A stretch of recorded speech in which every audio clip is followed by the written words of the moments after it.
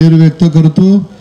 जमलेल्या शेतकरी भावांनो, वडीलधारी मंडळी, पत्रकार मित्रांनो, पहिल्यांदा तुषार बोलला तसं की माढा मतदारसंघानं राजकारणाच्या पटलावरती मला जन्माला घातलं आणि शेतकऱ्याच्या प्रश्नावर वोटाफडा म्हणजे आपली वोटी फटावी एवढं मताचं दान टाकलं। या सांगोली वासियांना, माझ्या कर्मभूमीला मी मनापासून वंदन करतो आणि मी सुरुवात करतो माझ्या भाषणात। भावांनो, शेतकरी चळवळीमध्ये गेले 40 वर्षाचा काळ आता होत आला। या ठिकाणी आम्ही काम करत आहोत। मी आपला फार वेळ घेणार नाही, पण काही शेतकऱ्यांना, काही लोकांना प्रश्न पडला असेल की सदाभाऊ या भूमिकेमध्ये का आले, आणि ती भूमिका मला समजावून सांगणं अत्यंत गरजेचं आहे। शेतकऱ्याचा जोडधंदा हा पशुपालनाचा आहे। आज शेतकऱ्याच्या घरामध्ये दर 10 दिवसाला जर कशाचे पैसे येत असतील तर ते दुधाचे पैसे येत असतात। त्या दुधाच्या पैशावरती शेतकऱ्याचा प्रपंचाचा गाडा चालत असतो।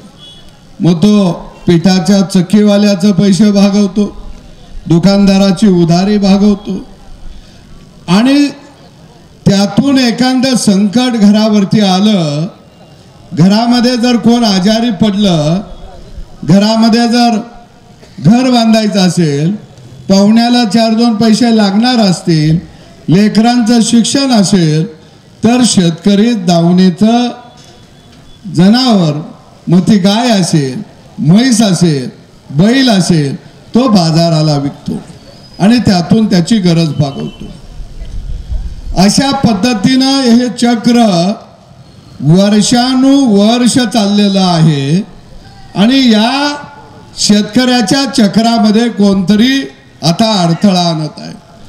भावांनो, काही लोक म्हणत आहेत की गाय ही आमची माता आणि तिला तुम्ही कसायाच्या दावणीला बांधणार का?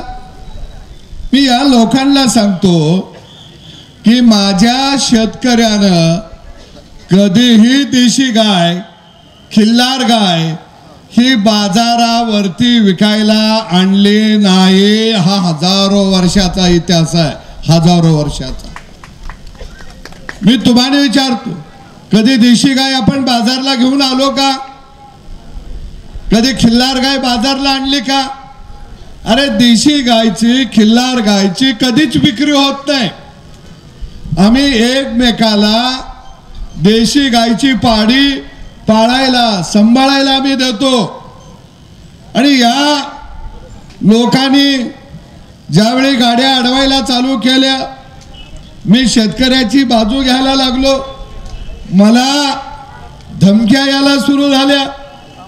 अरे धमक्या कुणाला देता? शेतकऱ्याच्या पोरांना। आणि म्हणून मी नांगराचा फाळ आणलाय। तुम्ही जर माझ्या वाटेला गेला तर तुमच्या ढुंगणात नांगराचा फाळ घातल्याशिवाय राहणार नाही, हे ध्यानात ठेवा। लय गडी भेंडाळली ती, तुम्हीच राहिला या। आणि म्हणून आजची परिस्थिती काय आहे? अरे आज महाराष्ट्रामध्ये गायींची संख्या किती आहे? 1,15,00,000। 1,15,00,000 ह्या गायी कुणाकडे आहेत? ह्या शेतकऱ्याकडे आहेत। गोशाळेमध्ये गायी किती आहेत? राज्यामध्ये 295 गोशाळा आहेत। त्यांच्याकडे गायी किती आहेत? 2 लाख। आणि माझ्या शेतकऱ्याकडे किती आहेत? 1,15,00,000. म्हशी किती आहेत आमच्याकडं? 44 लाख. म्हणजे ही संख्या 1.5 कोटीतनं वर गेली. मग 1.5 कोटी जनावर आम्ही सांभाळली. ही काय गोशाळेनं सांभाळली?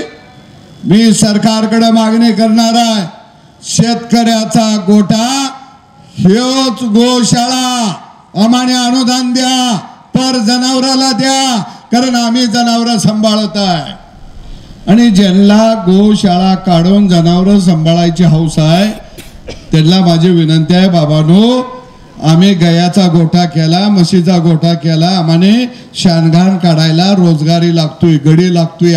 आमच्या गोठ्यात तुम्हाला आम्ही गडी म्हणून ठेवायला तयार आहे, या शानघाण करायला देतो ना. लय हौस आहे ना तुम्हाला गया पाळायची. आणि फुकट फुकट शानघाण करू नका, आम्ही पैसे देतो. अरे बाजारावर आम्ही गाय कोणती घेऊन निघालो? जर्सी गाय, होस्टन गाय. जर्सी गायचा, होस्टन गायचा आम्ही बैल घेऊन निघालो बाजारला. अरे होस्टन गायचा बैल शेतावर नांगर नाही ओढत. पूर्वीच्या काळामध्ये 12 बैलाचा नांगर असायचा, तो बैल देशी गायचा असायचा. आता नांगर बंद झाला, नांगर ट्रॅक्टरनं चालली, अवजार आली. मग या जर्सी गायचा खोंड आम्ही काय करावं, कुठं सांभाळावा, याचं उत्तर द्या. दुसऱ्या बाजूला जर्सी गायला मस्टाईड झाला, जर्सी गाय गाभण जाईना. तिला व्यापारी 15,000 20,000 रुपये आम्हाला द्यायचा. त्याच्यात 20,000 25,000 रुपये आम्ही घालायचं, नवी गाय आणायचं. आता व्यापारी भाकड गाय विकत घेना. तो काय म्हणतो, जर तुमची गाय मी 15,000ला घेतली तर गोभक्षकवाला आडवा येतोया. त्याला गोरक्षक म्हणायचं नाही, गोभक्षक. तो आडवा येतोया, तो 10 15 20,000 मागतोया. पुन्हा पोलीसवाल्यांना ऐतीच संधी आली, ते पुन्हा 15 20,000 रुपये मागतया. नाही दिलं तर पुन्हा ती गाय गोशाळेत सोडायची. मग गोशाळावाला परत विकतोया, मग आम्ही कोर्टात जायचं. अरे वर्षानुवर्ष जनावरांचं बाजार भरत आहेत, त्यावेळी काय गोरक्षक होते? मी सरकारकडे मागणी करणार आहे, तुम्हाने जर बाजारात गायी न्यायला विकायला बंदी घालणार असाल, जर्सी गाय बर का, ते लगेच देशी गायला घेऊन नाचायला लागते. ती बंदी घालणार असाल तर राज्यातले जनावरांचे बाजार बंद करून टाका बंद करून. मगाशी इथं आकडा आमच्या नेत्यांनी सांगितला, 2019 साली गायींची संख्या होती 1,40,00,000. आज ती संख्या 1,15,00,000. म्हणजे 25 लाख गायींची संख्या कमी झाली. 2019 साली म्हशीची संख्या होती 56 लाख, आता ती झाली 44 लाख. दुसऱ्या बाजूला शेळी मेंढी 1,06,00,000 शेळी, ती झाली 90 लाख. मेंढी 26 लाख, ती झाली 28 लाख. अरे बाबा, ही संख्या का घटली? एक दुधाला भाव नाही, जनावर पाळायला परवडत नाही, आणि तुम्ही विकू देत नाही. शेतकरी जनावर पाळायचा थांबून गेला. 10 गायचा गोठा 20 गायचा गोठा बंद झाला. का बंद झाला? तर त्याला हो व्यवसाय परवडत नाही. आता हे गोरक्षकाचं लायसन तुम्हाला दिलं कोणी? तुम्ही काय आरटीओ मध्ये जसे एजंट असता तसे तुम्ही एजंट आहे का? तुमचा संबंध काय? गोरक्षक म्हणून घ्यायचा, गाय पाळायची आम्ही, पाणी दाखवायचं आम्ही, वैरण घालायची आम्ही, शानगान काढायचं, आमच्या लेकरा बाळांनी आमच्या बायाने धारा पाणी करायचं, शेणामुतात हात घालायचा, बँकेचं कर्ज काढून गाय आम्ही घ्यायची, आजारी पडला तर डॉक्टरला आम्ही बोलवायचा, आणि ती गाय एवढं केलं आम्ही ऐकायला निघालो तर मी रक्षक म्हणून याचं, म्हणजे ही नवी गब्बर सिंगाची अवलाद या महाराष्ट्रामध्ये जन्माला आली आहे, तिला आम्ही ठेचून काढणार. नवी गब्बर सिंगाची अवलाद म्हणजे लेकरू आमचं आणि पाळणा तुम्ही हलवता. अरे लय हौस आहे गायींचं रक्षण करायचं, तर या ना आमच्या गोठ्यात शानगान काढायला, घ्या ना 10-12 गायी सांभाळा. अरे या महाराष्ट्रामध्ये 2 कोटी लिटर दररोज दुधाचं संकलन होतं. हे संकलन कोण करतं? हे संकलन गावगाड्यातला शेतकरी शेतमजूर 12 बुलतेदार करतो. म्हणून चहामध्ये दूध आहे, म्हणून तुम्ही आईस्क्रीम खाताय, म्हणून तुम्ही दही खाताय, म्हणून तुम्ही ताक पिताय, म्हणून तुम्ही दूध पिताय. अरे आमचा दुधानं दह्यानं भरलेला गोठा जर तुम्ही लुटायला येणार असाल तर तुम्हाला आम्ही पायाखाली तोडवल्याशिवाय राहणार नाही, हे ध्यानात घ्या.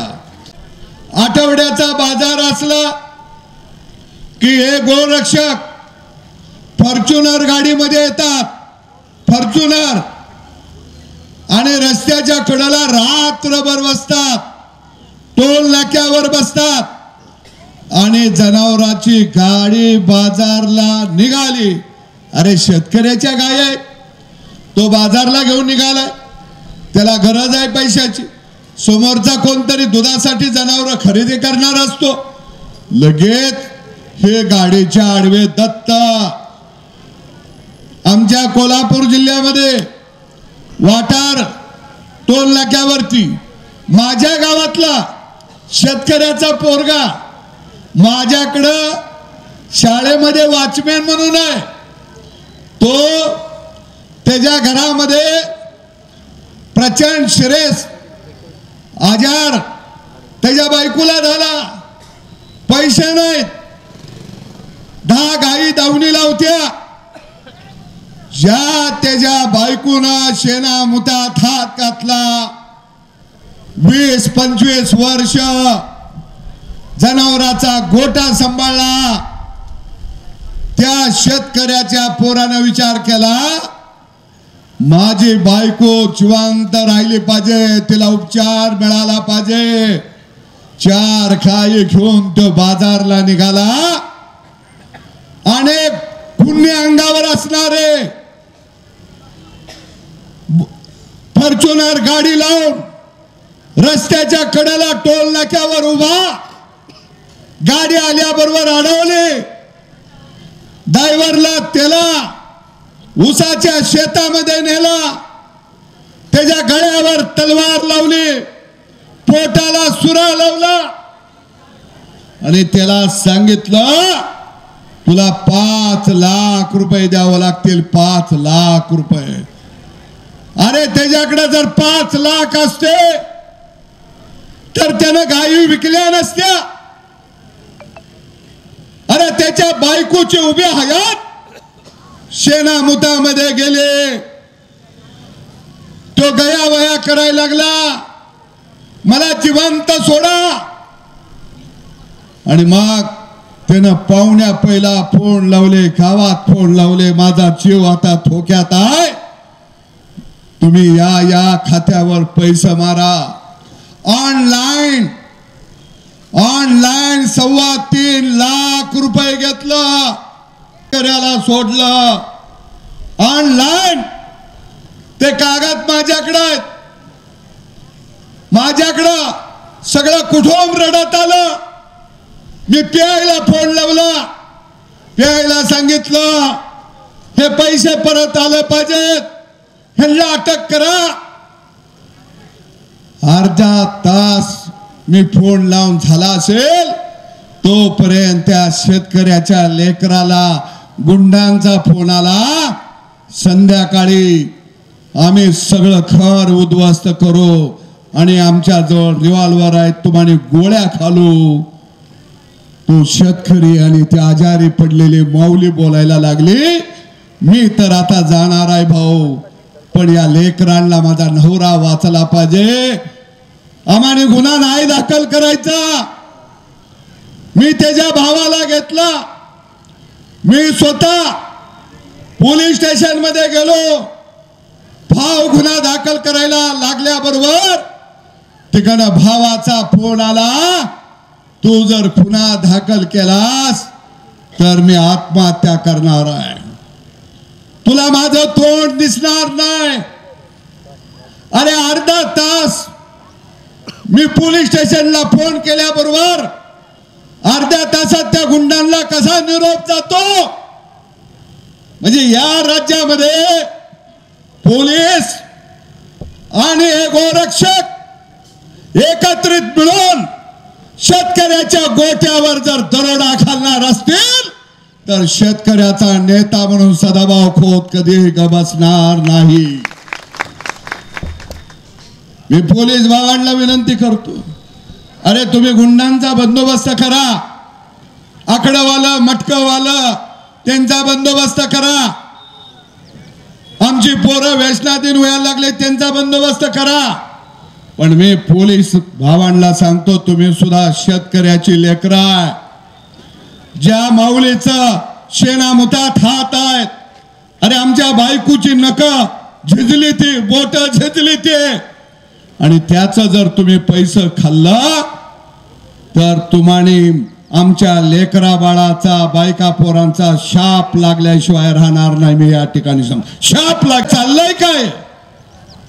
आणि म्हणून आज आमच्याकडे नवीन जातीच्या दुधाळ जनावर याची बंद झाली. पूर्वी आम्ही बेंगलोरवरनं गाई आणायचं, हरियाणावरनं गाई आणायचं, गुजरातवरनं म्हशी आणायचं. आता आम्ही नवी जनावर शेतकऱ्याच्या गोठ्यात आता येत नाहीत. काय येत नाहीत तर जागोजागी तुम्ही अडवायला लागला, जागोजागी तुम्ही मार द्यायला लागला, गाड्या फोडायला लागला.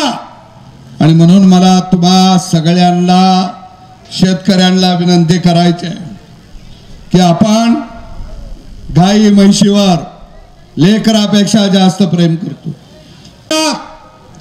या गोरक्षकांना सांगतो, अरे देशी गाय आम्ही विकत नाही, खिल्लारी गाय आम्ही विकत नाही, अरे दुधाळ गायींची आम्ही विक्री करतो. तो जनावरांचा बाजार छत्रपती शिवाजी राजांच्या कालखंडापासून चालत आलंय. तिथं जनावर विकले जातात याची जाणीव तुम्हाला असून दे. आणि म्हणून मी शेतकऱ्याच्या पोरांना सांगतो की तुम्ही सुद्धा गोपालक शेणा काढा आणि गोरक्षकाला ठोकून काढा. हा देश मी या ठिकाणी देत आहे, ठोकून काढा. हे गोरक्षकाचे नेते कुठं? मुंबईमध्ये राहतात, पुण्यात राहतात आणि ते तिकडून आम्हाला ज्ञान शिकवतात. अरे तुमच्या मुंबईच्या फ्लॅट मध्ये तुम्ही गायी नाही पाळल्या, तुम्ही कुत्री पाळली सा कुत्री. मग काय कुत्र्यांचं दूध पिता का? अरे तुम्हाला जर दूध पाहिजे असेल तर पुण्या मुंबईच्या फ्लॅट मध्ये जर्सी गाय पाळा, म्हस पाळा. आणि म्हणून हा लढा शेतकऱ्याचा दुधाने भरलेला गोठा कोण जर लुटायला येत असेल तर आम्ही चालू देणार नाही. नरेंद्र मोदी साहेबांचं मी अभिनंदन करतो. ते म्हणले की आम्ही अमेरिकेसमोर झुकणार नाही, या देशातल्या शेतकऱ्याच्या पाठीशी आम्ही ठाम आहोत. अमेरिका काय म्हणत होते? अमेरिका म्हणत होते आमचं दूध, दुधाची पावडर, दुधाचे उपपदार्थ हे भारतामध्ये आले पाहिजेत, त्या करारावर सही करा. पण मोदी साहेबांनी सांगितलं भारत देशातला गोपालक माझ्या दृष्टीने महत्वाचा आहे, भारत देशातला शेतकरी माझ्या दृष्टीने महत्वाचा आहे आणि तुम्ही गोरक्षक भक्षक म्हणून उभा राहता आणि पोलीस गाडी आली की कायदा आहे. अरे कायदा काय आहे? कायदा असा आहे कोणत्याही जनावरांच्या वाहतुकीची गाडी अडवता येत नाही, हा कायदा आहे. ते म्हणे जनावर कापायला निघालोय. तुम्ही काय ज्योतिषाची औलाद आहे? जावा ना कत्तलखाना बंद करा, त्यांना टाळा ठोका, तिथं जाऊन उभा राहा. तिथं मात्र तोंडावर बोट.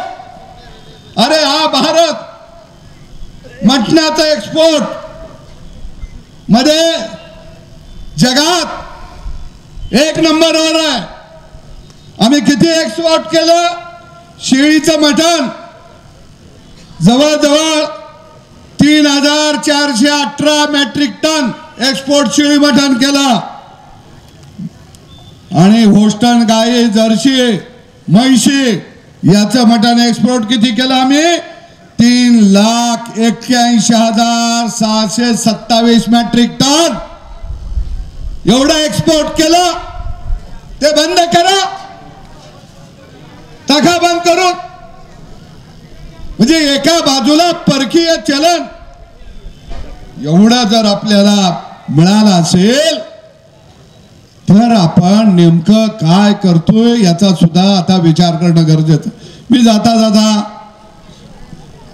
सगळ्या नेत्या मंडळीला सांगतो, अनेक लोक आमच्या भागामध्ये तुमच्याही भागात आहे की 10-15 गायी गोठ्यात असल्या 3-4-5 किंवा 7-8 कालवडी झाल्या तर गावामध्ये काही मुलं अशी आहेत की कालवडी सांभाळतात. काही शेतकरी त्या कालवडीला 2 वर्ष सांभाळलं की ती गाभण जाते, पुन्हा 7-8 महिन्यानं ती विकायला येते, मग ती लाखाला 1.5 लाखाला जाते. अरे अशा सांभाळलेल्या कालवडी आम्ही विकायला आणलं तर तुम्ही कापायला घेऊन निघालाय म्हणून आडवं येता. म्हणजे आम्ही काय करावं? घरात बसावं? जो धंदा बंद करावा? म्हणजे एवढी वाईट परिस्थिती आता संपूर्ण राज्यभर तयार झाली आहे. सगळे भामटे लोक आलेले की ज्यांना कष्ट करायचं नाही, फुकट पैसे आणायचे, असे लोक यामध्ये आलेले आहेत. आणि यांचं एक रॅकेट आहे.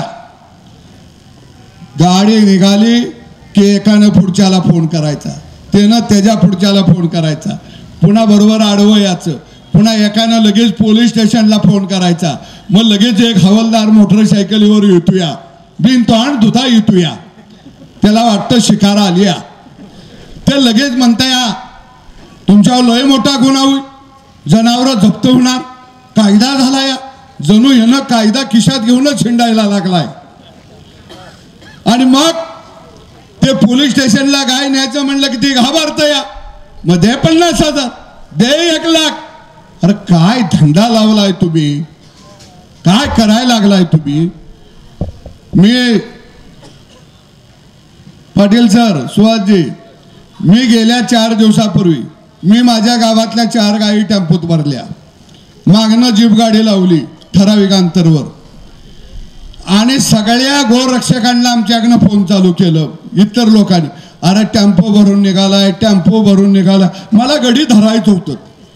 सदाभाऊ खोत असा दुसऱ्याच्या खांद्यावर वजन नाही ठेवत, मला गडी धरायचं होतं, त्याचा बोखणाच पाडायचा होता. तर फोन लावल्याबरोबर एक जण काय म्हणला माहित आहे का? अरे सदाभाऊ काल काय बोललाय ऐकलं का नाही? 2-4 दिवस काय करू नका, शांत राहा, वातावरण तापलं या. दीपकराव, तुम्ही गायी भरायच्या बाजारा दिवशी आणि उगाच फिरत राहायचं, आलं का लक्षात? ही गडी येते ती पोलीसवाले बी येऊन द्यायचे, त्यांचं शूटिंग करा. हे गडी एकदा आता यांचा पुरा बंदोबस्त करूया, सगळ्या आपणच गायी फिरवायच्या. आता आज डाळिंबला भाव नाही, द्राक्षाला भाव नाही, कांद्याला भाव नाही, दुधाला भाव नाही. अरे एक भाकड गाय जर सांभाळायची म्हणली, एक तर तिला दिवसाला खाद्य 7 किलो लागतंय. खाद्याला 150 रुपये, वैरणीला 50 रुपये. आम्ही फुकट महिन्याला 6,000 खर्च येतोया. त्याच्याकडे 3 गायी असल्या, 1 भाकड असली, धंदा तोट्यात जातोया, तोट्यात. अरे याचा हिशोब कोण करणार? आणि म्हणून बापूजी मला लोक म्हणले, सदाभाऊ तुम्ही कस काय यायला लागला? अरे म्हणलं मी शेतकऱ्याच्या घरात जन्माला आलोया आणि गाय गोठा सांभाळणाऱ्या बापाचा पोरगा मी आहे. आणि म्हणून मला आनंद बापूराव तुम्हा सगळ्यांना धन्यवाद देतो की ही सुरुवात बळीराजाचा दही दुधाचा गोठा वाचवण्याची सुरुवात ही आदरणीय शेतकऱ्यांचे नेते आबासाहेब यांनी आयुष्यभर शेतकऱ्याचा लढा उभा केला. त्या मातीतून हा लढा उभा राहतोया. हा लढा मी महाराष्ट्रभर आता उभा करणार आहोत. मी आबासाहेबांना नम्र अभिवादन करतो की आम्ही तुमचा रस्ता, लढाईचा रस्ता आम्ही सोडणार नाही. आदरणीय शरद जोशी 1995 साली त्यांनी लेख लिहिला आणि सांगितलं गो हत्या बंदी कायदा म्हणजे गो पालक हत्या कायदा आहे. हे शरद जोशींना सांगितलं. त्यांच्या वाट्यावरनं आम्ही या ठिकाणी निघालोय. आणि म्हणून माझ्या सगळ्या शेतकरी भावांना विनंती आहे, गावागावामध्ये गो पालक सेना निर्माण करा. आणि मी एक शेतकऱ्याचा नेता म्हणून सांगतो, तुमच्या गोट्यावर कोण जर दरोडा घालायला आला तर तो गोरक्षक नाही, तर तो दरोडेखोर आहे, गो भक्षक आहे. हे समजून त्याला सोडून काढा. एवढंच सांगतो आणि इथं थांबतो. धन्यवाद. ताज्या घडामोडी जाणून घेण्यासाठी शिवशाही न्यूज यूट्यूब चॅनलला सबस्क्राईब करा. आपण हा व्हिडिओ फेसबुकवर पाहत असाल तर फेसबुक पेज फॉलो करा आणि शिवशाही न्यूज.com या आपल्या वेबसाईटलाही भेट द्या.